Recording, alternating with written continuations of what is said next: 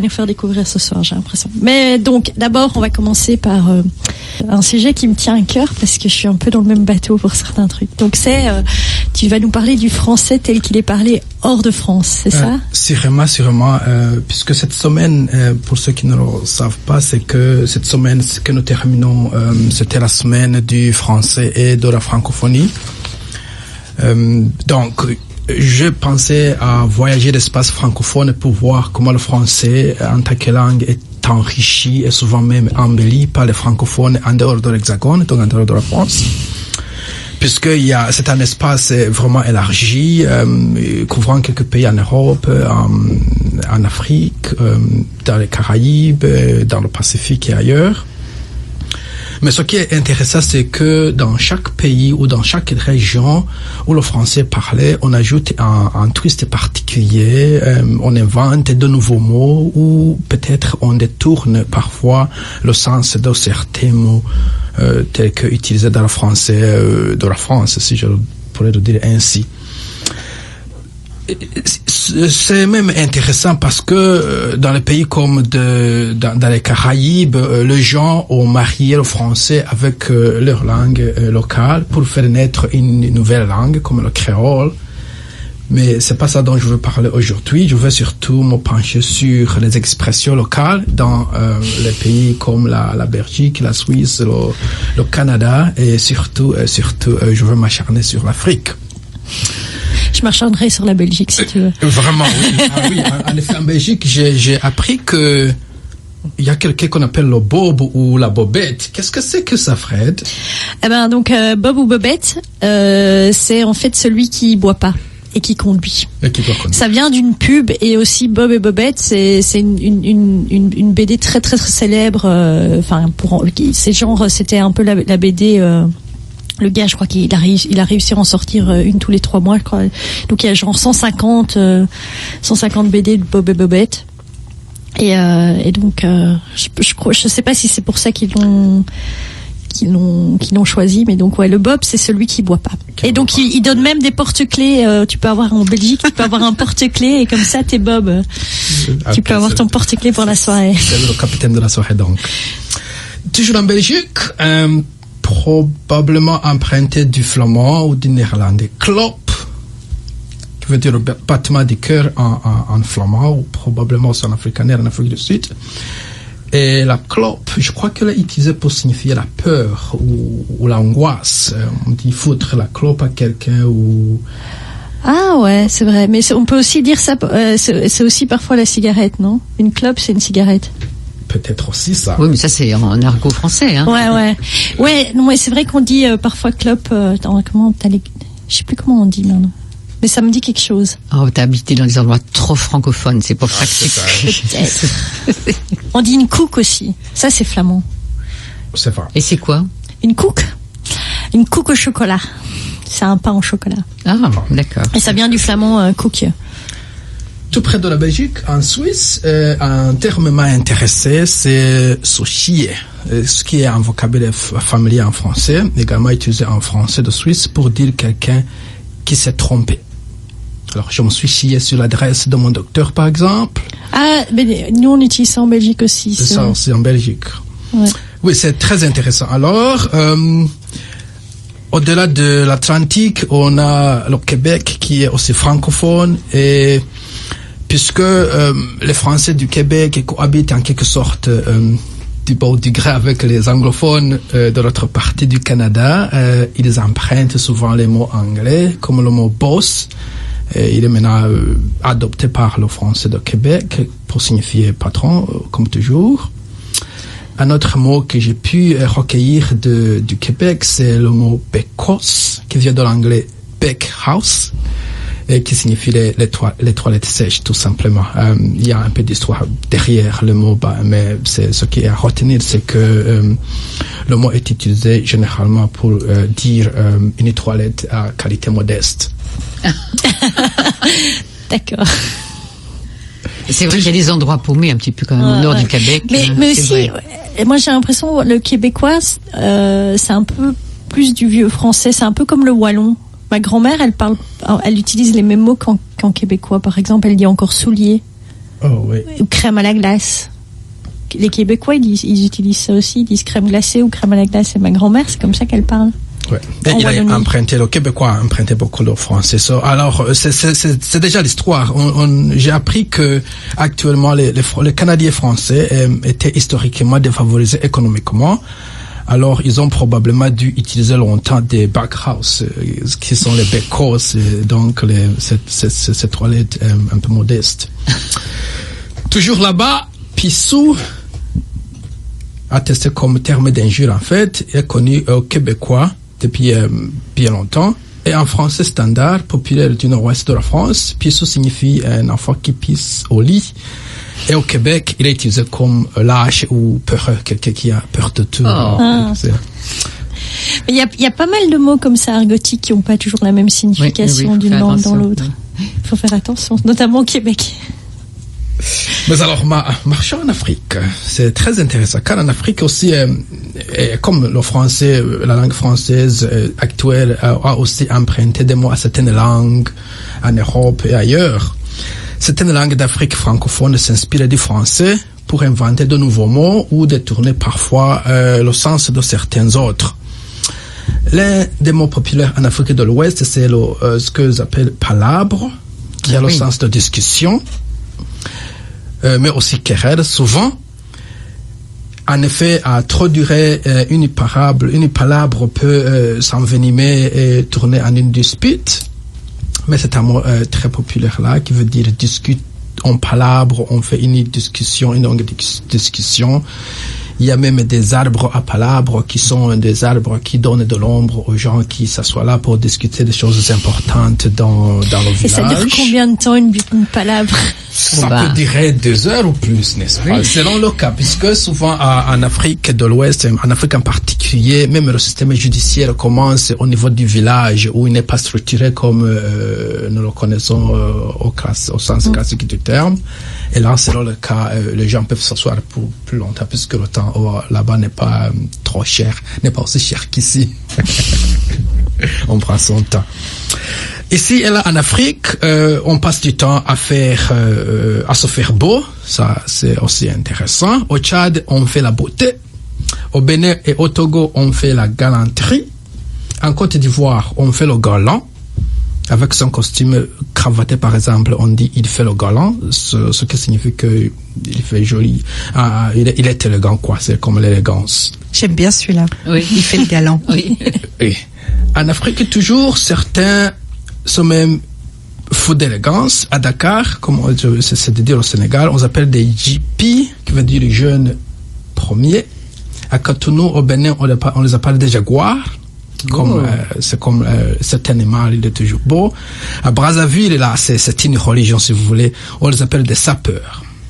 Et ces derniers on les appelle des sapeurs et ils font la sape. Et la sape, ils ont un peu changé ça, comme quoi c'est un sigle, Société des ambianceurs et des personnes élégantes.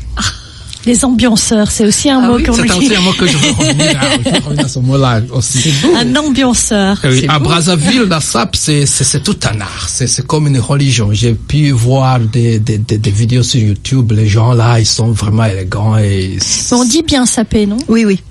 On dit bien sapé en français. Sapé. Puisqu'on est en train de parler de la sape, parlons chaussures aussi. Au Burkina Faso, en ville, on porte des fermés. Des chaussures fermées, quoi. En fait, on les appelle des fermées. Pas des gendals, quoi. Pas des gendals, des chaussures fermées. Okay. Mais il y a un risque quand il fait chaud, ça peut camembérer. C'est quoi ça, camembérer? Ah, c'est camembert. Camembert. Ah, j'ai mis du temps aussi. Oui, moi j'ai d'abord compris comme un béret, et j'étais là. Oui. Comme un béret. Non, c'est camembérer, d'accord. C'est camembert utilisé en verbe. Ouais, ça dit bien ce que ça veut dire, ceci dit. Hein. Ouais, ça pue, quoi. Ça dégage quelques odeurs. Ça pue le fromage. Quelques odeurs. Alors, au Mali, on choisit le sentimental, qui est aussi les chaussures de ville. À bout pointu, très élégant là-bas. Mais comme je le disais, lorsqu'il fait chaud, souvent on porte des chaussures ouvertes. Mais au Cameroun, la tongue, qui sont les chaussures ouvertes, s'appelle sans confiance. En Afrique de l'Ouest, toujours. Et pourquoi sans confiance? C'est comme quoi, c'est un style négligé, c'est comme un homme qui ne se respecte pas. Tu n'es pas fier. Tu n'es pas fier de toi-même. Ça, c'est ma grand-mère quand elle voit passer mes enfants sans chaussures. En Côte d'Ivoire, en fait, ces plastiques, ces sandales de plastique, on les appelle en attendant. C'est comme quoi tu achètes. En attendant une vraie chaussure. En attendant une vraie chaussure. Et qui des vêtements? En Afrique de l'Ouest, toujours, les femmes disposent d'un joli choix de pagne. On commence toujours par comme un complet, qui est un corsage, jupe, et un foulard de tête coupé dans le même tissu. Ça, c'est vraiment magnifique lorsqu'une femme africaine s'habille comme ça. Et en Côte d'Ivoire, chaque pagne a une signification selon son motif. Une femme mariée choisira mari capable ou désolé, il y a deux choix. Et c'est le motif qui est différent alors? C'est le motif qui est différent, oui. Une fille célibataire, par exemple, qui cherche un homme, va s'habiller liberté totale. Et une fille célibataire qui veut au contraire tenir les hommes à distance, revêtira attention, chienne méchante. Ou va jouer ailleurs. Va jouer ailleurs. Selon ce que vous voulez dire, alors la balle, le pagne, c'est tout un livre. Ça dit quelque chose. C'est pas juste pour s'habiller. C'est pas mal, quoi. Et lorsqu'on parle de beauté, souvent on voit impressionner, on voit l'amour là-bas. Et j'ai aussi pu recueillir quelques mots utilisés là-bas dans ce domaine en Afrique. Un garçon ou une fille vous a tapé dans l'œil, ça y est. Et comment le dire? À Yaoundé, au Cameroun, vous avouerez « je glisse pour toi ». Je glisse pour toi. Je glisse. Au Mali, à Bamako, vous allez murmurer « je suis amoureux ». Je suis amoureux. Et avec un accent amoureux. À Ouagadougou, Burkina Faso, on dit que certains sont chaotés. C'est chaos, alors on prend chaos, on prend KO comme chaos, et on met un T, chaoté. Ouais, chaoté. C'est comme à Kinshasa aussi, on dit qu'une fille peut vous mettre chaos.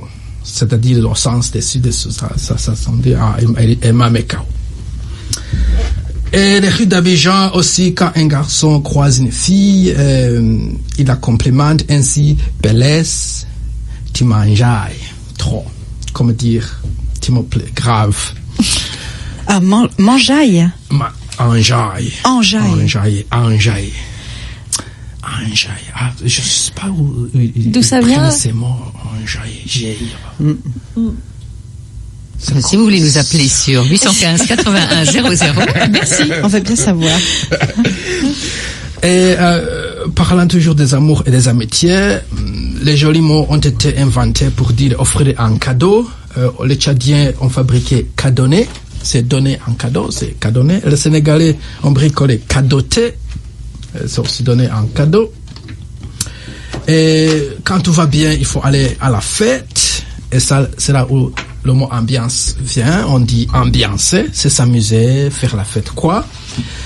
Et un ambianceur, c'est un type joyeux qui aime fréquenter les endroits où on fait la fête. Et une ambiance, c'est une fête joyeuse. Et on a ces mots-là selon le pays, comme à Abidjan, on les appelle des gazés. La fête, c'est gazé. Je vais gazer ce soir. Est-ce que tu peux venir gazer avec nous ce soir? Et ça, nous, on dit aussi ça gaze, hein.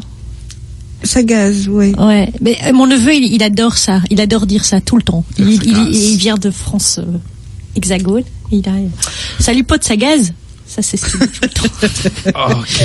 Assez de romance maintenant et assez de futilité. Maintenant, parlons de choses sérieuses. À commencer par les études.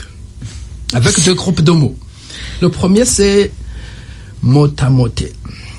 On a le mot en français, c'est du mot à mot, ou du mot à mot.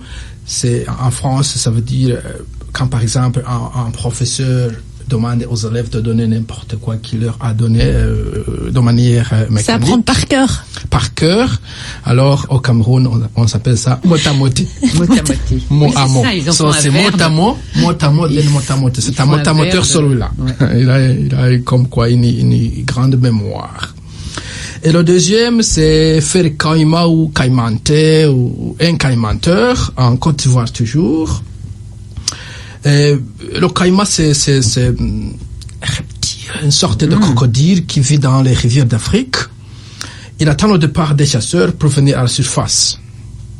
Alors, faire le caïma ou caïmanté, ça veut dire se lever pendant la nuit après le passage du surveillant. On est toujours à l'école, à l'internat, pour étudier dans le dortoir. Alors, on dit que ne vous en faites pas, on peut boire maintenant, on va caïmanter plus tard.